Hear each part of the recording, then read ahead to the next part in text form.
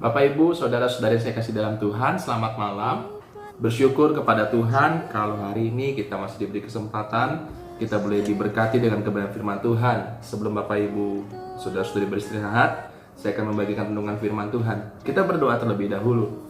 Bapa di surga, selamat malam, terima kasih buat sepanjang hari ini. Tuhan sudah menyertai kehidupan kami dari pagi hingga malam hari, hingga kami akan beristirahat. Kiranya Tuhan, sebelum kami beristirahat, Tuhan terus memberkati kehidupan kami, dan kami boleh menyerahkan kehidupan kami dengan ucapan syukur atas penyertaan dan bimbingan Tuhan. Dari pagi kami bangun sampai malam ini kami akan kembali tidur, dan kami akan kembali diberkati dengan renungan firman Tuhan. Kiranya Tuhan memberkati kami, dan renungan firman Tuhan boleh kami lakukan dalam hidup kami sehari-hari. Di dalam nama Tuhan Yesus kami berdoa, haleluya, amin. Bapak Ibu, saudara-saudara yang saya kasih dalam Tuhan, saya akan membacakan ayat firman Tuhan di dalam Injil Lukas pasal yang ke-16 ayatnya yang ke-10. Injil Lukas pasal yang ke-16 ayat yang ke-10. Barang siapa setia dalam perkara-perkara kecil, ia setia juga dalam perkara-perkara besar. Dan barang siapa tidak benar dalam perkara-perkara kecil, ia tidak benar juga dalam perkara-perkara besar. Bapak Ibu, saudara-saudari yang saya kasih di dalam Tuhan, biasanya berawal dari membiarkan hal-hal yang kecil, kadang-kadang hal-hal yang kita anggap remeh, sebuah lubang besar sedang kita biarkan terbentuk, dan ujung-ujungnya adalah sebuah bencana yang akan menimpa kita. Bukankah acap kali seseorang jatuh bukan karena tersandung batu yang besar, tetapi justru karena batu kecil atau batu kerikil? Bapak Ibu, saudara-saudari saya kasih dalam Tuhan, kalau kita mau jujur secara pribadi, sebenarnya kita banyak tidak benar dalam perkara-perkara kecil. Misalnya, kadang ketika kita sedang malas, kita bekerja asal-asalan, kita tidak disiplin, tidak jujur dalam hal kecil, mencuri waktu, dan yang lain sebagainya. Hanya Tuhan dan kita yang tahu. Bukankah Bapak Ibu, saudara-saudari saya kasih dalam Tuhan, kejahatan yang besar juga dimulai dari kejahatan yang kecil? Seperti contohnya kalau ketika melihat suatu musibah kebakaran yang besar terjadi mungkin hanya karena puntung rokok yang kecil dan mengakibatkan musibah kebakaran yang sangat besar.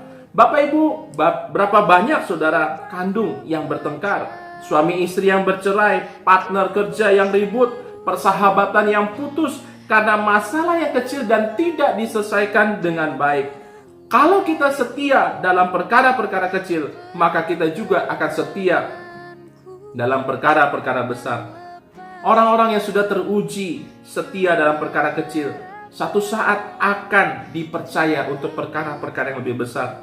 Oleh karena itu, marilah kita setia terhadap perkara apapun yang Tuhan sudah percayakan dalam kehidupan kita. Saat ini meskipun itu perkara-perkara kecil, Tuhan akan memberikan upah kepada orang-orang yang setia kepadanya. Cepat atau lambat, Tuhan pasti akan memberkati. Tanggung jawab untuk perkara kecil adalah sebuah ujian masuk ke dalam tanggung jawab yang lebih besar. Tetaplah setia di dalam perkara-perkara yang kecil, dan hati-hati juga dengan dosa-dosa kecil dan masalah-masalah yang kecil yang mungkin sering kita anggap remeh, tapi justru membuat satu lubang yang besar untuk kehidupan kita. Nama Tuhan dipermuliakan. Mari sama-sama kita berdoa. Bapa di surga, terima kasih pada malam hari ini kami belajar Tuhan, untuk kami setia dalam perkara-perkara kecil yang ada yang Tuhan berikan dalam kehidupan kami. Kami juga belajar Tuhan tidak menganggap remeh masalah-masalah kecil yang akhirnya menjadi suatu masalah yang besar dan kami tidak bisa mengatasinya.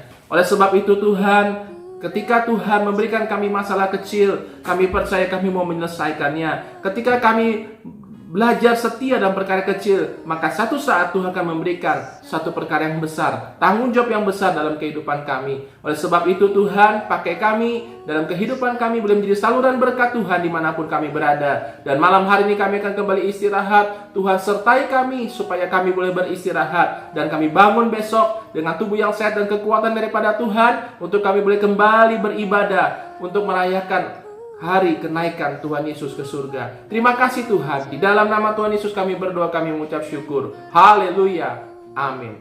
Bapak Ibu saudara-saudari saya kasih dalam Tuhan, demikian renungan firman Tuhan kita hari ini. Dan besok kita sama-sama akan memperingati hari kenaikan Tuhan Yesus ke surga. Kita bersama-sama beribadah secara online di rumah. Dan Tuhan Yesus memberkati kita semua. Shalom, nama Tuhan dipermuliakan.